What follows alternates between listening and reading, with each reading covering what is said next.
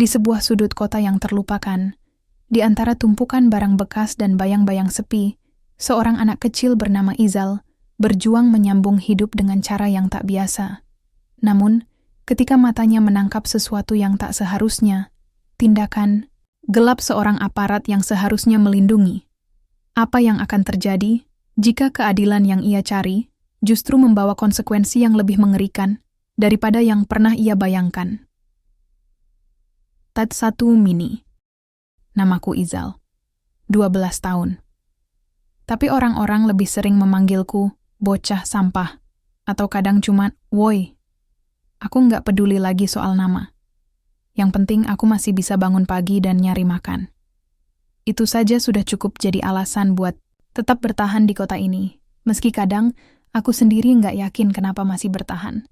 Setiap pagi aku bangun dengan suara klakson dan bau busuk dari gorong-gorong. Di sanalah aku tidur. Di bawah jembatan kecil, dekat tempat sampah pasar lama. Kasurku adalah tumpukan kardus bekas yang kupungut malam sebelumnya. Selimutku cuma jaket lusuh warna abu-abu yang udah bolong di bagian siku. Tapi dingin bukan masalah. Rasa lapar jauh lebih menyiksa. Hari itu, langit mendung. Angin dari kali belakang pasar bikin gigi gemeretak. Aku berdiri, memungut karung putih dari balik gerobak tua milik Pak Samin, pemulung tua yang kadang berbagi roti basi denganku. "Zal, pagi banget kamu," sapa Pak Samin sambil menyeret kakinya yang pincang. Aku hanya mengangguk. Kata-kata rasanya mahal pagi itu. Perutku kosong sejak kemarin. Satu-satunya yang mengisi perut semalam hanyalah 2 potong kulit ayam dari sisa. Nasi bungkus yang kutemukan di tong sampah warung pecel lele. Aku mulai menyusuri gang demi gang, menyusup di antara mobil-mobil yang parkir sembarangan. Mataku tajam mencari botol plastik, kaleng, atau kertas karton yang bisa kutukar jadi recehan. Pekerjaan ini bukan soal rajin atau malas, ini soal hidup atau mati. Setiap langkah membawa harapan kecil, tapi juga rasa malu yang kutelan bulat-bulat. Aku tahu orang-orang melihatku dengan jijik. Anak kotor, dekil, bau. Tapi apa aku minta dilahirkan begini? Sekitar jam 10, aku menemukan seplastik botol air mineral di belakang toko bangunan. Lumayan, bisa dapat 2.000 kalau beruntung. Tapi saat aku membungkuk, ada suara keras dari balik pagar proyek yang sedang dibangun. "Awas, turunkan. Jangan sampai bocor, nanti atasannya ngamuk." Aku menengok. Ada 3 pria berseragam oranye, sedang mengangkat tong besar yang entah isinya apa. Tapi yang membuatku heran, mereka seperti tergesa-gesa. Gerakannya canggung, dan ada bau menyengat dari arah mereka. Bukan bau bangunan biasa, lebih mirip bau daging busuk. Aku mendekat, berusaha melihat lebih jelas di sela-celah pagar seng, yang sedikit terbuka. Salah satu pria tampak mengubur sesuatu. Bukan bahan bangunan. Aku nggak yakin. Tapi aku lihat kain lusuh, merah kecoklatan, terseret tanah. Aku menelan ludah. Jantungku berdetak cepat. Entah kenapa tubuhku gemetar. Ada yang aneh. Sangat aneh. Aku ingin pergi. Tapi kakiku menolak. Sampai seseorang di dalam pagar berteriak, "Siapa itu?" Aku langsung kabur. Lari seperti dikejar setan. Karung botol. Kutinggal begitu saja. Nafasku terengah-engah saat sampai di pos polisi kecil di ujung jalan. Di sana hanya ada 1 orang, Bribka Yanto. Tubuhnya besar, seragamnya rapi, tapi matanya dingin seperti besi. Dia sedang menghisap rokok, bersandar di kursi plastik. "Ada apa, bocah?" tanyanya tanpa menoleh. Aku berusaha bicara, tapi suaraku nyaris tak keluar. "Pak, saya lihat sesuatu di proyek bangunan sana. Mereka ngubur sesuatu, dan baunya aneh." Bribka Yanto menoleh. Tatapannya tajam, seperti sedang menilai apakah aku berbohong atau gila. Lalu ia berdiri, mendekatiku. "Kamu dari mana?" tanyanya sambil mengerutkan dahi. Dari bawah jembatan. Saya cuma..." Belum sempat aku menjelaskan. Tendangan keras mendarat di perutku. "Jangan ngaco, anak setan. Mau fitnah orang? Sana pergi, jangan bikin masalah," bentaknya. Aku terjatuh, menggeliat di lantai semen. Napasku sesak, dunia seperti berputar. Tapi aku nggak menangis. Aku hanya memeluk lututku, mencoba menahan perih. Bribka Yanto berdiri di atasku, tangannya masih mengepal. Ngemis aja nggak becus, sekarang main ngarang cerita. Aku menggeleng lemah. Saya lihat sendiri. Pergi. Aku berlari keluar pos dengan napas tercekat. Perutku sakit. Duniaku seperti runtuh. Aku pikir, polisi itu pelindung. Tapi ternyata, dia bahkan lebih kejam dari orang-orang yang buang sampah ke wajahku. Langit mulai gerimis saat aku kembali ke kolong jembatan. Jaketku basah, tubuhku menggigil. Tapi yang lebih dingin adalah perasaan di dalam hati. Malam itu, aku berbaring di balik kardus, memeluk diri sendiri. Aku merasa tak terlihat, seolah aku tak benar-benar ada di dunia ini. Lalu perlahan mataku mulai tertutup. Napasku berat, dan dalam gelap, aku mulai melihat cahaya aneh. Bukan lampu, bukan mimpi, tapi seperti panggilan dari tempat lain. Siapa nama kamu? Suara itu berat, seperti ditarik dari ujung malam yang belum tidur. Aku berdiri di depan meja kayu kusam yang dihuni seorang polisi berbadan besar. Namanya, menurut papan nama kecil di dadanya, adalah Raka. Ia menatapku tajam dari balik kaca matanya yang buram. Izal, Pak, jawabku pelan. Tanganku masih memegang tali karung yang kini tinggal setengah isi. Kamu ngapain kesini? Ia bersandar. Satu tangan mengelus dagunya yang penuh cambang tipis. Aku menarik napas dalam-dalam. Saya lihat sesuatu di proyek bangunan. Ada bekas darah. Teman saya bilang ada kecelakaan semalam. Tapi nggak ada petugas atau garis polisi. Kalimatku menggantung. Ruang itu mendadak sunyi. Hanya kipas angin tua yang berdecit pelan. Raka mengerjapkan mata, lalu melirik ke rekannya yang duduk sambil menyeruput kopi di sudut ruangan. Polisi yang satu itu, lebih muda dan berperut buncit, tersenyum sinis. Anak pemulung bisa lihat darah, ya? Ejeknya pelan, tapi cukup tajam. Aku menggenggam ujung kausku. Saya nggak bohong, Pak. Saya benar-benar lihat. Raka berdiri. Langkahnya mantap mengelilingi meja. Aku otomatis mundur setapak, tapi dia berhenti tepat di depanku, lalu berjongkok, agar wajahnya sejajar denganku. Dengar ya, Zal, katanya. Nada suaranya berubah jadi lebih rendah. Seperti suara ayah yang sedang marah, tapi berusaha tenang. Apa yang kamu lihat itu urusan orang gede. Kamu masih bocah. Kalau kamu mulai ikut-ikutan urusan orang gede, bisa-bisa kamu hilang. Aku menelan ludah. Paham maksud saya? Kupaksa anggukan kecil. Bagus, katanya sambil berdiri lagi. Sekarang pulang. Lanjut cari botol atau apalah yang biasa kamu kerjain. Aku ingin protes. Ingin bilang bahwa nyawa manusia bukan urusan orang gede atau kecil. Tapi mulutku kaku dan lututku seperti lumpuh. Jadi yang kulakukan hanya memutar badan dan melangkah keluar, pelan-pelan, sambil menahan perasaan aneh yang mengganjal di dada. Saat pintu posku tutup di belakangku, aku sadar satu hal. Kebenaran tidak selalu diterima hanya karena ia benar. Kadang ia ditolak hanya karena keluar dari mulut orang seperti aku. Langit sore berubah kelabu. Aku berjalan tanpa arah, menyusuri gang-gang yang biasa kulewati tapi terasa asing hari ini. Kata-kata Pak Raka terngiang-ngiang, seolah menempel di telinga. Hilang. Bahkan seorang anak bisa paham ancaman jika disampaikan dengan cukup dingin.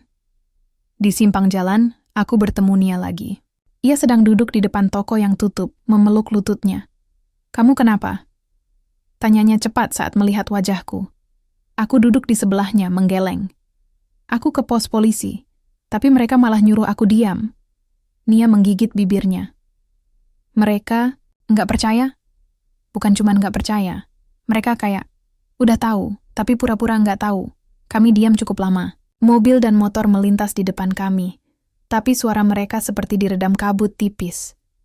Nia, aku menoleh padanya. Kalau yang mati itu keluarga kamu mau tahu enggak? Ia menatapku balik. Matanya yang besar menajam. Aku pasti pengen tahu. Aku menarik napas dalam. Aku juga. Malam mulai turun. Kami kembali ke gubuk kecil di belakang TPS, tempat kami biasa tidur. Beberapa anak lain sudah rebah di atas kardus masing-masing, dan suara nyamuk mulai berdengung di antara atap plastik. Tapi malam itu aku tidak bisa tidur. Gambaran, proyek yang sunyi, bekas darah, tatapan Pak Raka, semuanya berputar dalam pikiranku. Aku tahu ada sesuatu yang tidak beres, tapi juga tahu kalau aku tidak bisa mengandalkan orang-orang berseragam itu. Malam itu, saat Nia sudah tertidur dan lampu kota meredup seperti napas tua, aku membuat keputusan kecil yang akan menyeretku lebih dalam. Aku akan kembali ke proyek itu. Tapi kali ini, bukan untuk mengintip, aku akan mencari tahu. Bukan karena aku pemberani, tapi karena aku tidak tahan diam sementara ada orang yang mungkin mati tanpa siapapun peduli. Dan karena dalam hidup seperti ini, satu-satunya hal yang bisa kupunya adalah kebenaran. Walau kecil, walau remeh, walau tak didengar. Aku menatap langit malam. Tak ada bintang, tapi aku berpikir, mungkin sekali seumur hidup, aku harus menjadi cahaya kecil di tengah gelap yang tak mau pergi. Esok harinya, aku akan kembali, sendirian, dan untuk pertama kalinya, aku benar-benar takut. Pagi itu sunyi, lebih sunyi dari biasanya. Suara burung pun seperti ogah-ogahan bernyanyi. Di langit, awan menggantung kelabu, seperti menyimpan rahasia yang tak sanggup ditumpahkan. Aku berdiri di depan proyek bangunan yang tempo hari kulihat. Pagar seng setinggi tubuh orang dewasa memagari lokasi itu. Sebagian sengnya sudah mulai berkarat, dan di salah satu sisinya ada celah sempit yang cukup untuk tubuh sepertiku menyelinap masuk. Langkahku ragu, tapi hatiku sudah mantap. Aku harus tahu ada apa di dalam. Aku menoleh sekali lagi ke belakang. Tak ada siapa-siapa. Hanya seorang tukang parkir yang menguap di kejauhan. Dengan napas yang kutahan, aku menyelipkan tubuhku ke dalam celah seng, dan seketika aroma tanah basah dan beton menyambutku. Di dalam proyek, segalanya tampak lebih besar. Besi-besi tulangan mencuat dari lantai, seperti tangan-tangan yang minta tolong. Tumpukan semen yang belum mengeras membentuk gundukan lumpur, yang aneh. Dan di sudut sana, tempat aku lihat darah itu kemarin, aku kembali mendekat, bekasnya masih ada. Tidak terlalu jelas, tapi noda kemerahan itu membekas di lantai semen seperti luka lama yang enggan sembuh. Aku berjongkok, menyentuhnya pelan. Dingin. Tiba-tiba, ada suara dari atas. Kerak! Aku refleks mundur dan menengadah. Sebuah ember jatuh dari lantai 2 yang belum punya tangga. Menimpa lantai dengan dentuman keras. Tak ada siapapun di atas. Tak mungkin ada. Proyek ini katanya sedang dihentikan karena masalah izin. Begitu yang kudengar dari tukang rongsok langgananku. Tapi suara itu nyata. Ember itu jatuh bukan karena angin. Tanganku gemetar. Tapi justru itu yang mendorongku melangkah lebih jauh. Kupelototi tiap sudut proyek itu. Mataku menyapu setiap lorong kosong, tumpukan semen, kayu bekas, bahkan reruntuhan kecil di dekat dinding sisi timur. Dan di sanalah aku melihatnya. Sepatu. Sebuah sepatu kecil, seperti milik anak-anak. Setengah terbenam di tumpukan pasir. Warnanya sudah pudar, tapi bentuknya masih jelas. Aku mengangkatnya. Dan dadaku langsung dihantam rasa asing yang membuat napasku tercekat. Sepatu ini, aku pernah melihatnya. Pernah, waktu itu di kaki seorang anak kecil yang biasa minta-minta di lampu merah. Tidak jauh dari daerah sini. Namanya Anto. Bocah itu keras kepala dan usil, tapi sering bagi-bagi gorengan sisa kalau kami ketemu. Sudah seminggu dia hilang. Aku berdiri, buru-buru. Jantungku seperti sedang dipukul dari dalam. Ini bukan cuma proyek terbengkalai. Ini tempat orang-orang kecil seperti kami menghilang. Aku harus keluar. Harus kabur dan cerita ke orang lain. Tapi siapa yang mau percaya? Polisi? Aku tertawa getir dalam hati. Aku berlari ke arah celah seng tadi. Tapi saat kakiku hampir melewati batas keluar, langkahku terhenti. Di dinding seng bagian dalam, ada coretan. Entah ditulis dengan apa, tapi warnanya seperti darah kering. Tulisannya sederhana, jangan diam. Tenggorokanku tercekat.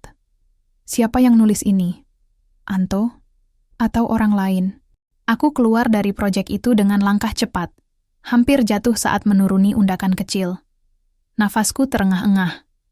Satu hal yang jelas, tempat itu bukan sekadar bangunan terbengkalai. Ada sesuatu yang dikubur di sana, dan aku baru saja menggali ujungnya. Siangnya, aku kembali ke TPS. Nia menungguku sambil memeluk lutut. Ia langsung berdiri saat melihatku datang. "Kamu ke sana?" tanyanya tanpa basa-basi. Aku mengangguk sambil duduk kelelahan.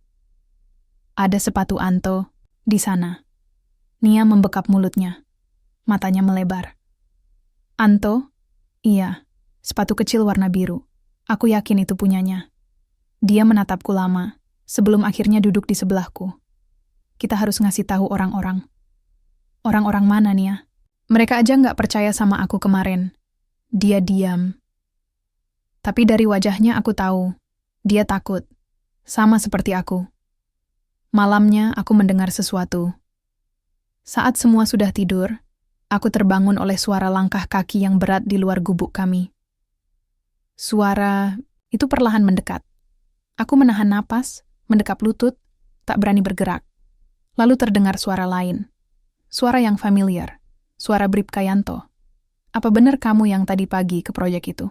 Aku membeku. Dia tahu. Langkah itu berhenti di depan gubuk.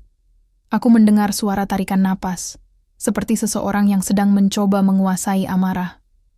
"Kalau kamu pintar, jangan usik urusan yang bukan milikmu." Tak ada ketukan. Tak ada teriakan. Hanya ancaman yang dilempar seperti abu ke bara yang masih panas.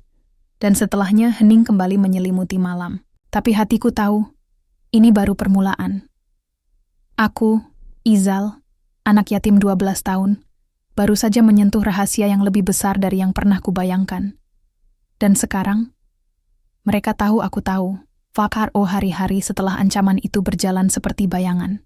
Bukan karena aku ingin hidup diam-diam, tapi karena dunia memang tak ingin mendengar. Setiap langkahku kini diselimuti waspada. Setiap suara di malam hari membuatku terjaga. Bahkan suara ranting patah di dekat TPS saja membuat jantungku melompat seperti mau kabur dari dada. Aku mencoba bicara ke orang-orang yang mungkin bisa bantu. Pak RW, Ibu Warung, sampai Pak Herman tukang tambal ban yang sering bantu anak-anak jalanan kayak aku. Tapi semuanya memberi jawaban yang serupa, penuh keraguan, ketakutan, dan akhirnya keheningan. "Apa kamu yakin itu sepatu Anto, Zal?" kata Pak RW dengan nada hati-hati. "Jangan sampai kamu salah tuduh, nanti kamu yang disalahin." Aku diam. Bukan karena tidak tahu harus menjawab apa, tapi karena aku tahu mereka takut. Sama sepertiku. 2 hari kemudian, TPS tempatku biasa tidur dibongkar. Katanya mau dibersihkan, diganti tempat baru yang lebih layak. Tapi aku tahu, itu cuma alasan. Sore itu, aku melihat 2 orang berseragam oranye datang, membawa linggis dan sekop. Mereka nggak banyak bicara, cuman kerja cepat.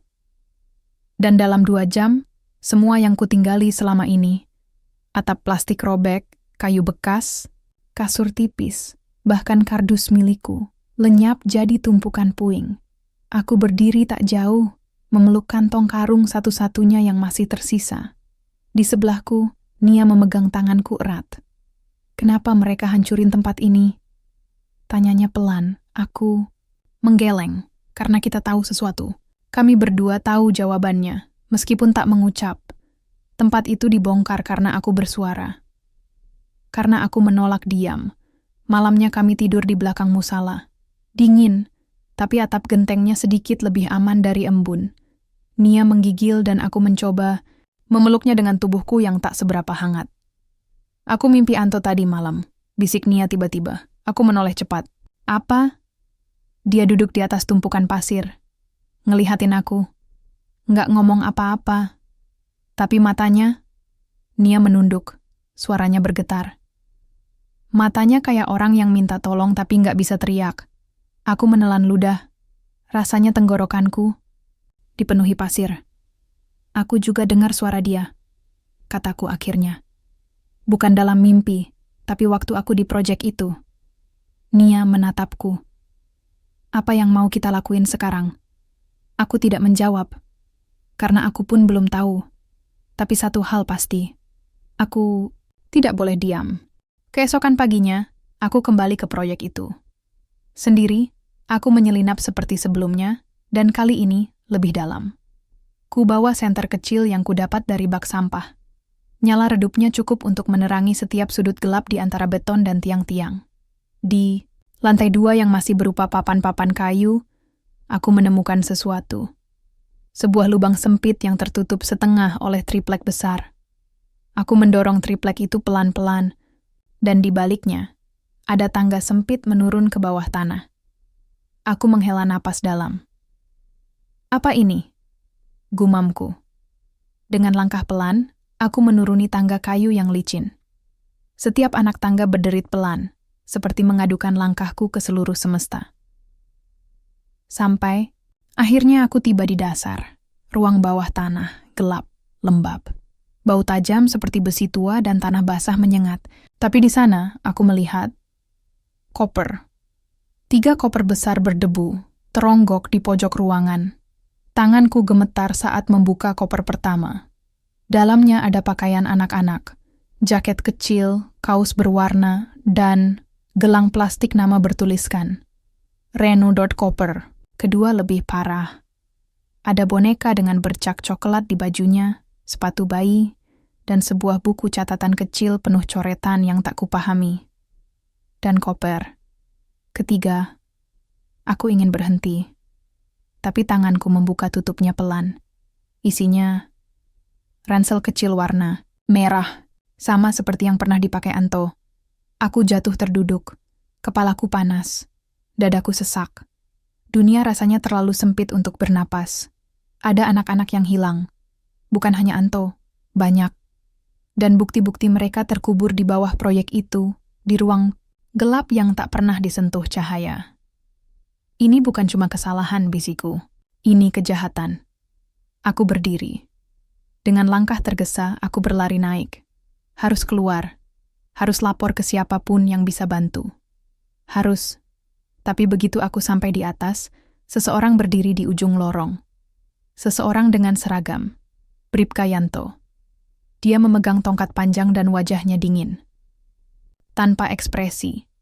Tapi dari sorot matanya, aku tahu. Dia tahu apa yang baru saja kutemukan. Kamu nggak seharusnya kesini lagi, ucapnya pelan. Aku mundur selangkah. Kenapa mereka dikubur di bawah, Pak? Tanyaku dengan suara tercekat. Kenapa anak-anak itu nggak dicariin? Kenapa? Anto? Dia mendekat 1 langkah. Karena dunia nggak peduli, Zal. Mereka cuma anak jalanan. Nggak punya nama. Nggak punya harga. Aku punya nama. Kalimatku seperti menghentikan langkahnya. Aku juga anak jalanan. Tapi aku tahu mana yang salah. Dan aku akan cerita ke orang-orang. Lanjutku dengan suara bergetar, tapi yakin. Dia menatapku lama. Bibirnya bergerak sedikit, tapi tidak ada kata yang keluar. Lalu, dia berbalik. Pergi tanpa berkata apa-apa. Aku berdiri mematung. Tanganku mengepal. Aku tahu ini belum selesai. Tapi aku juga tahu, aku baru saja menyentuh titik yang paling berbahaya. Aku, Izal, anak yatim, 12 tahun. Dan aku tidak akan diam. Setelah pertemuan itu dengan Bribka Yanto, aku sadar satu hal. Aku bukan cuma melawan ketidakadilan, tapi juga sesuatu yang jauh lebih besar dan gelap. Hari-hariku makin penuh ketegangan. Setiap sudut kota kecil ini terasa berbeda, seolah-olah ada yang mengawasi. Aku selalu mengintip ke belakang, takut ada bayangan yang mengekoriku. Di pagi yang dingin itu, aku keluar dari sebuah gang sempit dekat pasar. Niatku cuma cari botol bekas buat jualan. Tapi langkahku terhenti saat melihat 2 pria berbadan kekar berdiri di depan tumpukan sampah. Mereka mengawasi sesuatu dengan tatapan tajam. Salah satu dari mereka mengenakan jaket kulit hitam, yang lain memakai kaos tanpa lengan penuh tato. Mereka bukan orang yang ingin aku temui. Aku mengurungkan niat dan mulai berbelok, tapi tiba-tiba tangan kasar menarik lenganku dari belakang. Bocah, Mau kemana? Suara berat dan dingin itu membuat bulu kuduk berdiri. Aku berbalik dan melihat wajah yang aku harap tak pernah kutemui lagi. Bribka Yanto, Pak Yanto. Aku cuma mau cari barang bekas, kataku pelan, mencoba mengendalikan suara yang mulai bergetar. Dia tersenyum sinis. Kamu tahu terlalu banyak, Izal, dan itu nggak baik buatmu. Aku menarik napas panjang. Apa maksud, Pak? Aku cuman anak kecil yang pengen hidup. Tapi dia hanya tertawa kecil. Anak kecil, kamu itu pengganggu. Hari-hari berlalu, aku mulai merasakan tekanan itu semakin nyata. Setiap kali aku lewat proyek, ada sosok yang selalu berdiri mengawasi. Kadang itu, Bribka Yanto, kadang pria-pria yang kupikir bukan orang baik. Nia, yang selalu setia menemani, mulai takut keluar rumah. Zal, aku nggak mau lagi ke jalanan. Aku takut. Aku menggenggam tangannya erat. Aku juga takut, Nia. Tapi kita nggak boleh mundur. Kami merencanakan untuk mengumpulkan bukti yang cukup dan membawanya ke kantor polisi lain yang lebih dipercaya. Tapi untuk itu, aku butuh waktu, keberanian, dan kesempatan. Suatu sore, saat hujan mulai turun dan udara berubah dingin, aku duduk di atas tumpukan kardus di sudut gang, memandangi proyek yang kini semakin gelap dan sunyi. Tiba-tiba, aku mendengar suara lirih, seperti bisikan di telinga. Izal, aku menoleh cepat, tapi hanya ada bayangan gelap di sudut. Zal, bantu aku. Suara itu berulang, semakin jelas dan menusuk hati. Aku menutup telinga, tapi suara itu terus terngiang. Aku tahu itu bukan suara biasa. Itu suara yang datang dari tempat jauh di dalam hatiku, atau mungkin dari tempat lain. Malam itu, aku terjaga hingga larut. Terbayang wajah Anto, wajah anak-anak yang ada di koper-koper di bawah proyek. Aku menggenggam tas plastik berisi sedikit makanan yang kutemukan di warung sebelah. Aku harus kuat, ucapku pada diri sendiri. Aku harus berani. Untuk Anto. Untuk kita semua. Tetapi aku tidak tahu, malam itu adalah awal dari sesuatu yang lebih menakutkan dan berat daripada sekadar berhadapan dengan orang-orang berseragam. Sesuatu yang akan mengubah hidupku dan juga Bribka Yanto selamanya. Papo 1 Mini malam itu datang, tanpa peringatan. Angin dingin menusuk hingga ke tulang, membawa kabut pekat yang menyelimuti sudut-sudut kota. Aku berdiri di depan rumah kosong dekat proyek konstruksi, tempat aku biasa mengumpulkan barang bekas. Rasanya sunyi. Tapi keheningan itu malah membuat jantungku berdetak lebih kencang. Aku sadar, malam ini berbeda. Ada sesuatu yang tidak bisa aku jelaskan dengan kata-kata, seperti bayangan gelap yang mengintai dari balik pepohonan, mengawasi setiap gerakanku. Hari itu aku bertekad untuk mencari bukti lebih banyak tentang apa yang terjadi di proyek itu.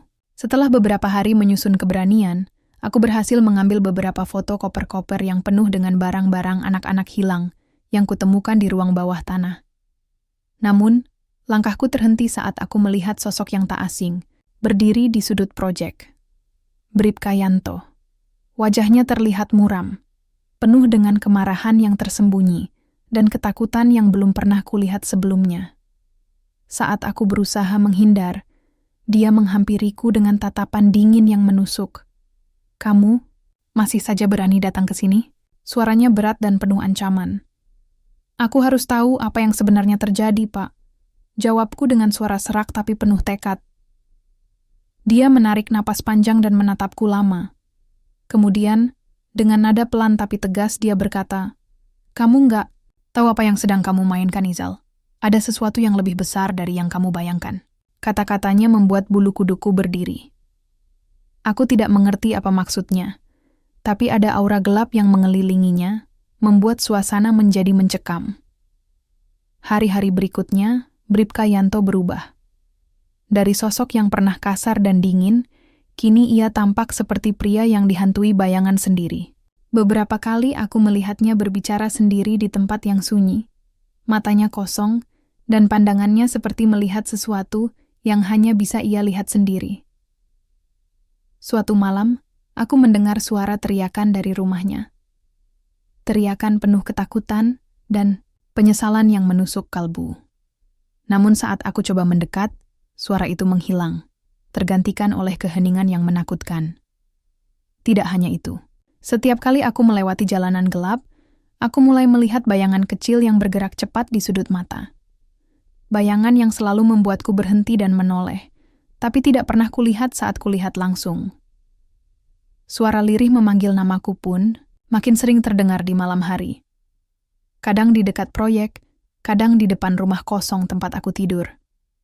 Suara itu mengingatkanku pada Anto dan anak-anak lain yang hilang. Mereka seolah ingin bicara, ingin aku terus berjuang. Di tengah pergolakan, itu aku juga melihat perubahan besar pada Bribka Yanto. Suatu malam, aku bertemu dengannya di sebuah warung kopi kecil. Wajahnya letih, matanya merah, dan penuh luka yang tak terlihat. Dia berkata lirih, "Izal, aku salah. Aku tidak tahu betapa dalam luka yang aku buat." Aku menatapnya tanpa berkata apa-apa. Ada rasa iba, tapi juga curiga yang dalam. Aku ingin memperbaiki semuanya. Lanjutnya dengan suara hampir berbisik. "Tolong, berikan aku kesempatan." Malam itu aku pulang dengan kepala penuh pertanyaan dan hati yang berat. Aku tahu perjuangan ini belum selesai. Bahkan, aku merasa baru saja memasuki babak paling gelap dalam hidupku. Bayangan yang menghantui Bribka Yanto, suara-suara yang memanggilku, dan rahasia kelam yang tersembunyi di proyek itu, semuanya berputar dalam kepalaku tanpa henti.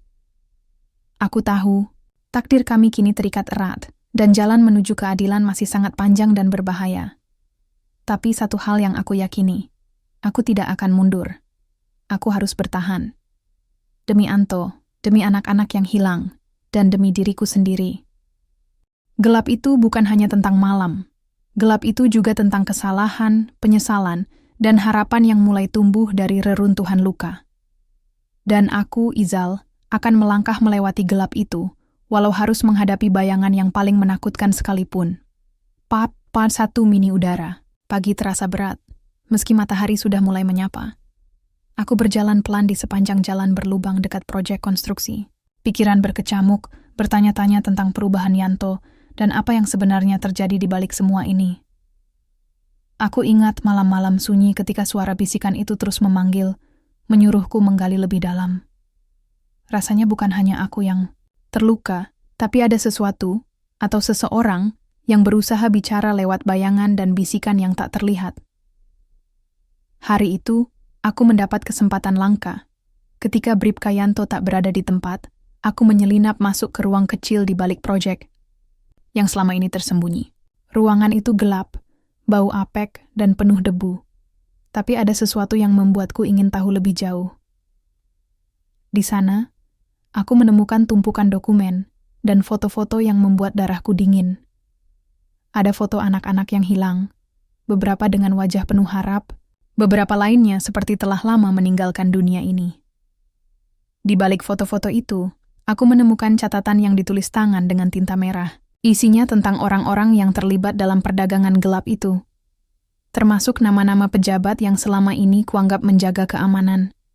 Tiba-tiba, langkah berat terdengar dari belakang. Aku menoleh dan bertemu mata Bribka Yanto, yang wajahnya penuh persolakan. "Apa yang kamu lakukan di sini, Izal?" Suaranya serak. Aku mencari kebenaran, jawabku dengan suara bergetar. Dia berjalan mendekat, tapi bukan dengan amarah seperti dulu. Kali ini, ada kesedihan mendalam di matanya. Semua ini adalah bagian dari kesalahan besar yang aku buat. Aku dulu buta, tapi sekarang aku melihat semuanya dengan jelas. Dan aku ingin memperbaikinya, ucapnya lirih. Hari-hari berikutnya berubah drastis. Yanto mulai bekerja sama denganku, memberiku informasi dan melindungi dari ancaman yang semakin dekat. Namun, bayang-bayang gelap itu tak mudah pergi. Malam-malamnya tetap dihantui suara-suara dan bayangan Izal yang samar-samar muncul, mengingatkan dia pada dosa-dosa yang tak termaafkan. Suatu malam, saat kami berdua berdiri di pinggir proyek, Yanto mengaku, "Izal, aku merasa terkutuk karena apa yang telah kulakukan. Tapi aku akan berjuang, demi mereka yang tak bersalah." Aku menatapnya dalam-dalam. Kalau begitu, kita harus bersama-sama melawan ini. Namun, perjuangan kami belum usai. Dari balik bayang-bayang, ada kekuatan gelap yang berusaha menghentikan kami. Dan aku tahu, puncak dari kisah ini akan segera datang. Aku harus siap untuk menghadapi kenyataan paling kelam yang mungkin mengancam hidupku dan hidup orang-orang yang kucintai. Patepon senatu mini malam itu datang seperti badai. Angin menerpa tanpa ampun, membawa aroma hujan yang belum turun. Langit kelabu seolah ikut merasakan beratnya beban yang kami pikul.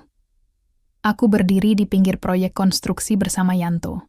Suasana mencekam, sepi, kecuali suara desiran angin dan gelegar petir yang mulai mengiringi langkah kami. Setiap detik terasa penuh ketegangan, seperti menunggu sesuatu yang tak terhindarkan. Sejak kemarin, ancaman makin nyata. Beberapa kali aku merasakan ada yang mengawasi.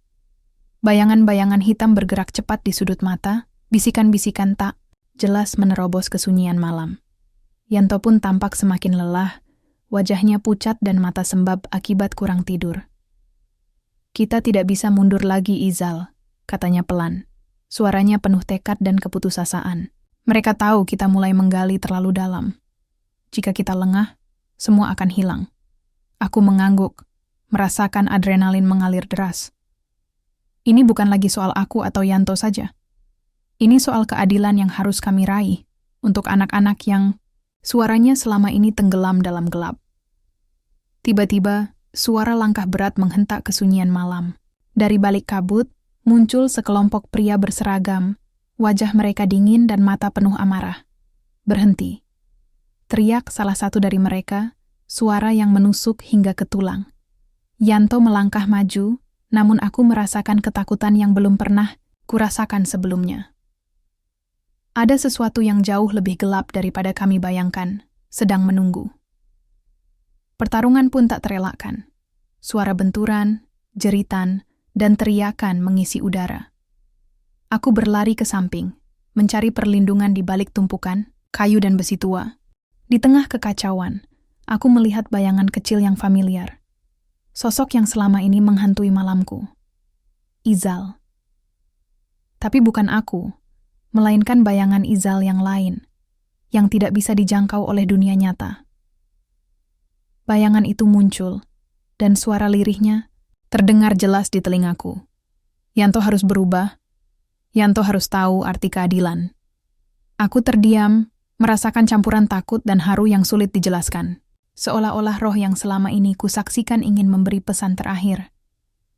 Di tengah pertempuran, Yanto terluka parah. Aku berlari menghampirinya, merasa sakit yang dalam saat melihat darah mengalir dari tubuhnya. Tolong, jangan menyerah, bisikku pelan, menahan air mata yang jatuh tanpa suara. Saat fajar mulai menyingsing, suasana berubah.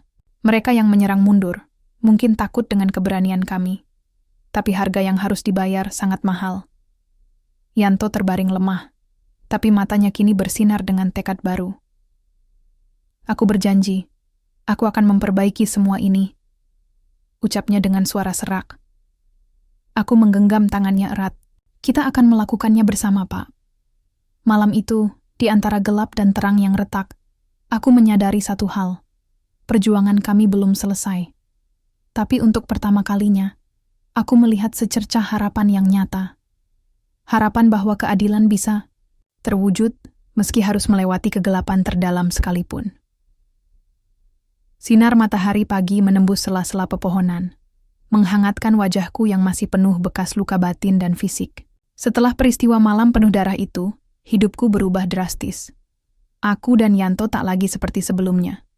Ada ikatan baru yang tumbuh dari serpihan luka dan harapan. Hari-hari berikutnya, Yanto mulai menunjukkan perubahan nyata. Ia bukan lagi sosok polisi kasar dan arogan yang dulu kuceritakan. Perlahan, ia menjadi pelindung yang lembut bagi anak-anak di lingkungan kami, terutama buatku. Setiap pagi, ia mengantar aku ke sekolah sederhana dekat pasar, dan memastikan aku mendapatkan makan yang cukup. Di sisi lain, aku tetap mengumpulkan barang bekas seperti biasa. Tapi kini, ada rasa percaya yang baru, seolah ada cahaya yang menyelip di balik kelam hidupku. Namun, jalan perbaikan tak selalu mulus. Beberapa oknum yang dulu mengendalikan proyek gelap itu masih mengintai, mengancam akan menutup mulut kami dengan cara apapun. Ancaman datang dalam bentuk surat, bisikan di balik pintu, hingga bayangan hitam yang terus mengawasi langkah kami. Suatu sore, saat aku sedang membantu Yanto membersihkan lingkungan, seorang pria bertubuh besar mendekat dengan tatapan dingin. "Kalian pikir bisa selamat begitu saja? Tunggu saja saat waktu kalian habis." Ancamnya singkat, lalu pergi tanpa kata lagi. Yanto menatapku, wajahnya tegang tapi matanya penuh tekad. "Izal, aku berjanji akan melindungimu. Kita harus kuat." Aku belajar banyak dari Yanto tentang arti kejujuran, keberanian, dan empati. Kadang aku bertanya-tanya, bagaimana seorang pria yang pernah begitu kejam bisa berubah begitu dalam? Tapi aku percaya, setiap orang berhak mendapatkan kesempatan kedua. Malam itu aku duduk di depan rumah reot kami, memandang bintang-bintang yang mulai bermunculan. Hatiku campur aduk, antara takut dan optimis. Aku sadar, perjuangan ini belum selesai, tapi untuk pertama kalinya, aku merasa tidak sendiri, dan itu sudah cukup untuk membuatku terus berjalan. Di balik ketegangan dan ancaman, aku mulai membuka hati, bukan hanya untuk Yanto, tapi untuk harapan yang selama ini kututup rapat. Perjalanan kami menuju keadilan masih panjang. Tapi aku yakin, dengan keberanian dan cinta, kami bisa menembus kegelapan dan menemukan cahaya di ujung jalan. Aku siap menghadapi apapun, karena hidupku bukan lagi tentang bertahan sendiri, tapi berjuang bersama. Mapet 1 Mini. Dari balik jendela rumah reot itu, aku memandangi dunia yang berdenyut pelan di bawah sinar rembulan. Malam seperti menyimpan cerita, bisik-bisiknya mengajak aku mengingat kembali setiap jejak luka dan harapan yang telah terukir selama perjalanan. Ini aku, Izal, anak yatim berusia 12 tahun, yang dulunya hanya berharap bisa bertahan hidup, kini berdiri di ujung sebuah babak yang penuh liku dan pelajaran berharga. Perjalanan ini bukan hanya tentang mencari keadilan, tapi tentang belajar memahami arti manusia, kesalahan, dan kesempatan untuk berubah. Sejak Yanto berubah, hidup kami seolah menemukan irama baru. Dia bukan lagi polisi arogan yang pernah menyakitiku, melainkan sosok pelindung yang sungguh peduli pada anak-anak terlantar seperti aku. Ia membantu bukan hanya dengan kata-kata, tapi dengan tindakan nyata. Setiap pagi, Yanto mengantarku ke sekolah, memastikan aku mendapat makanan yang layak, dan yang terpenting, memberikan rasa aman yang selama ini aku rindukan. Tapi perubahan besar itu bukan tanpa ujian. Ancaman dari orang-orang gelap yang masih ingin mempertahankan kekuasaan dan rahasia mereka terus datang. Suatu sore, saat kami membersihkan lingkungan sekitar, sebuah mobil hitam melaju pelan, mengirim pesan yang tak perlu diucapkan. Tanda bahwa bahaya masih mengintai dan perjuangan belum selesai. Namun, kami tak gentar. Justru ancaman itu menguatkan tekad kami. Bersama komunitas kecil yang mulai percaya pada perubahan, kami berusaha membangun tempat yang lebih baik untuk anak-anak sepertiku. Yanto menginisiasi program belajar bagi anak-anak jalanan, memperjuangkan hak mereka agar mendapat pendidikan dan perlindungan. Sedangkan aku, meski masih kecil, ikut serta mengumpulkan donasi dan membantu distribusi makanan. Ada kehangatan baru di hati ini, rasa bahwa aku bukan lagi anak yang sendirian melawan dunia. Ada banyak orang baik yang mau berdiri bersama kami. Suatu malam yang tenang, aku duduk di tepi jalan menatap bintang, bayangan masa lalu datang, membawa perasaan campur aduk. Aku teringat saat pertama kali melihat bayangan diriku sendiri yang tak kasat mata, roh yang seolah ingin memberitahuku bahwa keadilan harus diperjuangkan dengan hati. Kini aku mengerti, mungkin aku memang pernah berada di dunia lain, di antara batas hidup dan mati, untuk memberi pelajaran pada Yanto. Pelajaran tentang empati, pengampunan, dan harapan. Waktu terus berjalan, dan kehidupan kami pun perlahan berubah. Yanto tak lagi menjadi sosok yang menakutkan. Ia menjadi simbol perubahan di lingkungan kami, sosok yang menginspirasi banyak orang untuk berbuat baik. Aku tumbuh menjadi anak yang lebih kuat, lebih percaya diri, dan penuh semangat. Setiap langkah yang kulalui adalah hasil dari perjuangan. Kami bersama. Malam itu aku menulis di buku catatanku, mengabadikan kisah yang pernah aku jalani. Bukan untuk dikenang sebagai luka, tapi sebagai pengingat bahwa setiap orang berhak mendapatkan kesempatan kedua. Karena di balik setiap kegelapan, pasti ada cahaya yang menunggu untuk ditemukan. Dan aku siap menyambutnya. Aku, Izal, anak yang pernah terluka, kini berdiri tegak dengan harapan baru. Perjalanan ini belum usai, tapi aku percaya, selama ada keberanian dan cinta, kami bisa mengubah dunia kecil ini menjadi tempat yang lebih baik. Karena hidup bukan hanya soal bertahan, tapi juga berjuang dan percaya pada keajaiban yang datang, dari hati yang tulus. Malam itu, setelah aku menulis catatan terakhir di buku kecilku, aku menatap langit yang penuh bintang. Angin malam berbisik lembut, seolah menyapa dan memberi semangat. Aku menarik napas dalam-dalam, merasakan kehangatan yang berbeda dari sebelumnya. Ini bukan hanya tentang aku dan Yanto, tapi tentang semua anak yang dulu seperti aku. Terlupakan, terpinggirkan, dan hanya berharap dilihat. Yanto berdiri di sampingku, matanya memancarkan ketulusan yang tak pernah kurasakan sebelumnya. Dia memegang tangan kecilku, bukan dengan kekuasaan seorang polisi, tapi dengan kasih sayang seorang pelindung dan sahabat. Izal, katanya perlahan, aku tidak bisa mengubah masa lalu, tapi aku bisa memperjuangkan masa depan. Untuk kalian, untuk semua anak yang tak bersuara. Aku tersenyum, merasakan harapan tumbuh dalam dadaku. Aku percaya, Pak, bersama kita bisa. Kami berdua tahu perjalanan masih panjang dan berliku. Tapi malam itu, kami berjanji untuk berjalan bersama melewati gelap menuju cahaya. Beberapa bulan kemudian, lingkungan yang dulu penuh ketakutan dan kegelapan mulai berubah. Anak-anak yang tadinya berlarian mencari makan di tempat sampah kini belajar membaca dan menulis. Wanto, yang dulunya menjadi sosok menakutkan, kini menjadi panutan yang disegani dan dicintai. Aku sendiri mulai merasa hidupku tidak lagi penuh ketidakpastian. Ada harapan yang nyata dan rasa aman yang dulu hanya aku impikan. Dan di suatu pagi yang cerah, aku mendengar suara anak-anak tertawa riang, berlarian bebas tanpa rasa takut. Suara itu menjadi musik terindah yang pernah kudengar. Di ujung cerita ini, aku menyadari satu hal penting. Terkadang, orang yang paling kita takutkan justru bisa menjadi alasan kita untuk berubah dan bertahan. Karena di balik setiap luka, ada kesempatan untuk sembuh. Dan di balik setiap gelap, ada cahaya yang menunggu untuk kita temukan. Aku, Izal, anak yang dulu hanya bertahan hidup, kini berdiri dengan penuh harapan, siap menghadapi dunia yang lebih baik.